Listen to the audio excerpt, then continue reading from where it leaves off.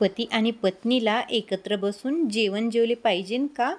मनुष्याला दुसऱ्याचे उष्टे जेवण जेवले पाहिजे का? या विषयाच्या बाबतीत आपल्या हिंदू पौराणिक प्राचीन शास्त्रांमध्ये खूपच महत्त्वपूर्ण गोष्टींची माहिती सांगण्यात आलेली आहे, जे की प्रत्येक व्यक्तीला नक्कीच जाणून घेणे आवश्यक आहे. कारण कधी त्याला पुढे अकाल मृत्यू तसेच दरिद्रतेचा सामना करावा लागता कामा नये. या संसार सृष्टीतील प्रत्येक प्राण्याला अन्नाची आवश्यकता असते आणि याच अन्नाने त्याला ऊर्जा प्राप्त होत असते. प्रत्येक पशु प्राण्याला वेगवेगळ्या प्रकारच्या अन्नाची आवश्यकता असते आणि अशातच पशु पक्षी आपले अन्न ग्रहण करतेवेळी भगवंताच्या नियमांचे पालनही करतात.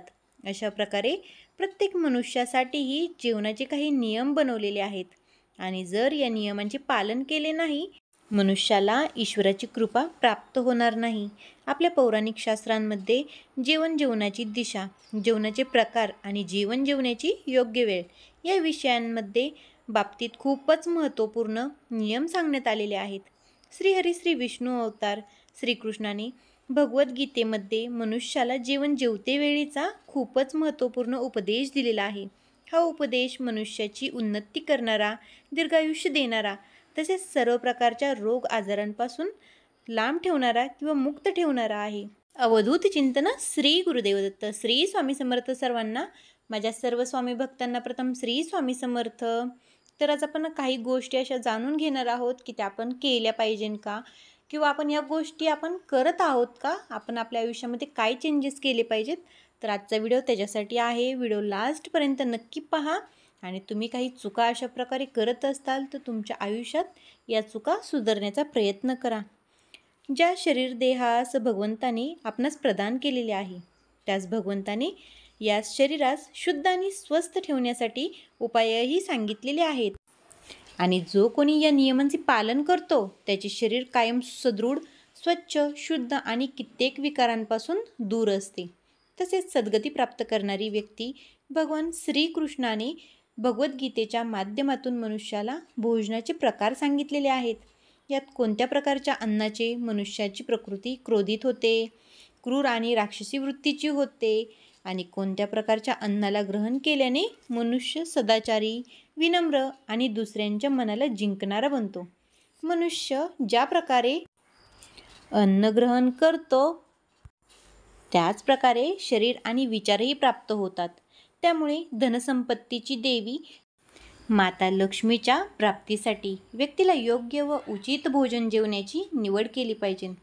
मग जरी ती व्यक्ती गरीब असो वा धनवान असो, राजमहालात राहणारी असो वा वनात घनदाट जंगलात राहणारी असो, तर तिने उचित भोजन सामग्रीचीच निवड करावी.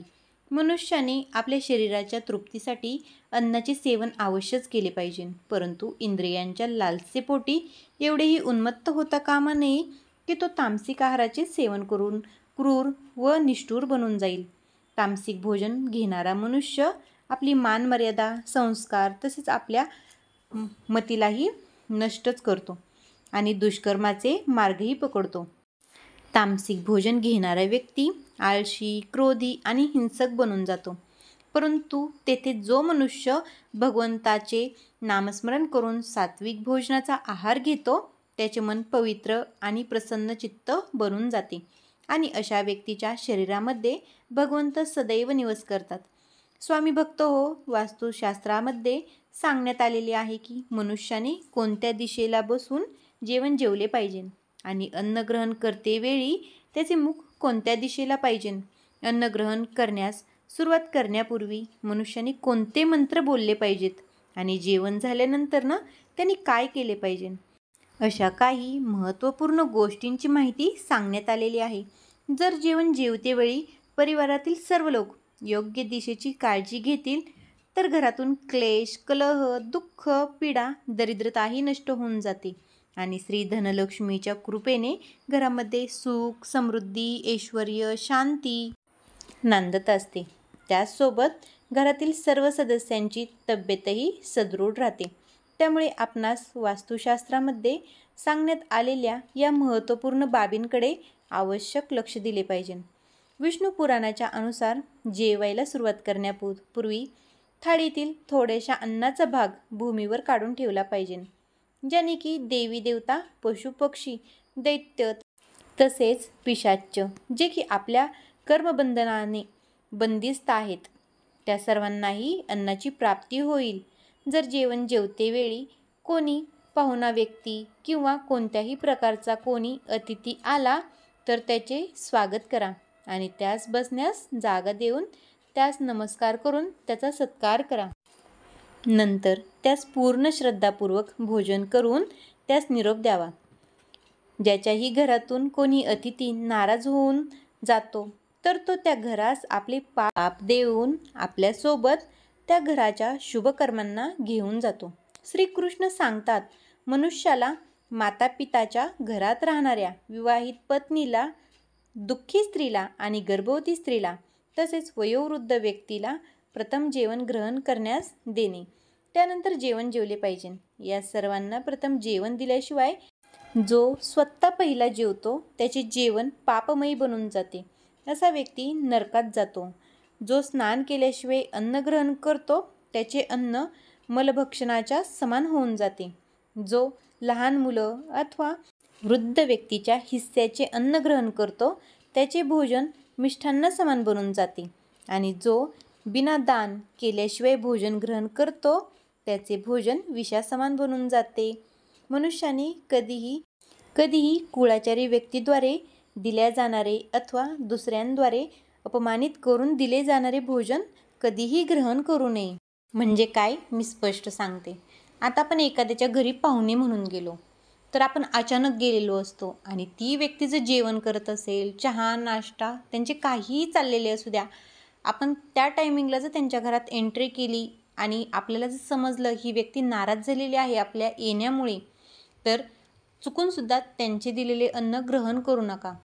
त्याचबरोबर अजून एक उदाहरण सांगते. तुम्ही फ्रेंड सर्कलमध्ये तुमच्या शेजारी फ्रेंडकडे गेला अचानक आणि तुमच्या आवडीची गोष्ट त्या घरामध्ये बनत आहे, तर पुढची व्यक्ती तुम्हाला पाहून नाराज झाली, थोडीशी डिस्टर्ब झाली, तिच्या मनामध्ये आले की तुम्ही आलेला आहात, तुम्हाला एक गोष्ट द्यावी लागते की काय, तुम्ही हे समजून जा आणि त्या घरातून ती गोष्ट चुकूनही आणू नका. किंवा डायरेक्टलीच एखाद्या व्यक्तीने रागात तुम्हाला एखादी गोष्ट खाण्यासाठी दिली तर ती चुकूनही खाऊ नका. म्हणजे ती व्यक्ती रागात आहे हे तुम्ही समजलेले आहे, तुमच्या लक्षात आलेले आहे, तर अशा व्यक्तीच्या हातचे पण अन्न चुकूनही ग्रहण करू नका. त्याचबरोबर महिलेने आपल्या पतीच्या ताटात म्हणजे दोघांनीही एकत्र बसून केव्हाही जेवण करू नये, याने सुद्धा दोष लागतात. त्याचबरोबर आपले उष्टे म्हणजे महिलेने आपले उष्टे चुकूनही आपल्या पतीला खाण्यासाठी देऊ नये. त्याचबरोबर घरातील कुठल्याच व्यक्तीला ते अन्न देऊ नये. जे काही आपल्या ताटामध्ये राहिले असेल त्या ताटामध्ये त्या अन्नाची माफी मागावी, अन्नदेवतेची माफी मागावी आणि ते अन्न एखाद्या मुक्या प्राण्याला बाहेर टाकून द्या किंवा वाहत्या पाण्यात टाकून द्या. आता तुम्ही म्हणाल ताई प्रत्येक वेळेस वाहत्या पाण्याकडे कुठे जायचे, तर तुम्ही हे मुक्या प्राण्यांना बाहेर टाकू शकताय.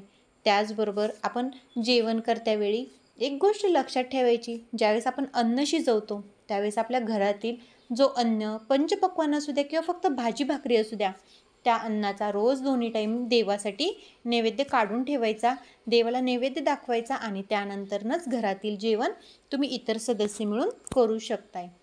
त्याचबरोबर जेवण करताना आपल्या घरातील प्रत्येक सदस्याचे तोंड कोणत्या दिशेला असावे, तर ही गोष्ट खूप महत्त्वाची आहे.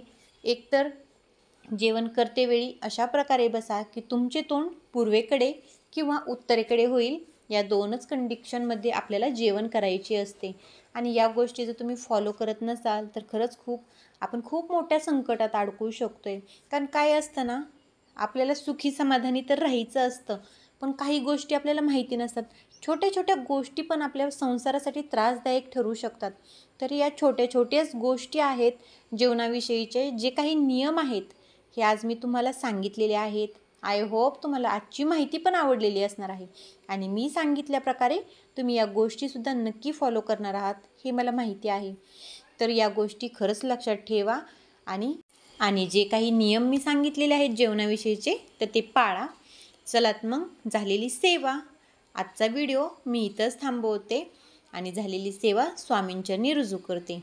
श्री स्वामी समर्थ. जय जय स्वामी समर्थ. श्री स्वामी समर्थ. जय जय स्वामी समर्थ.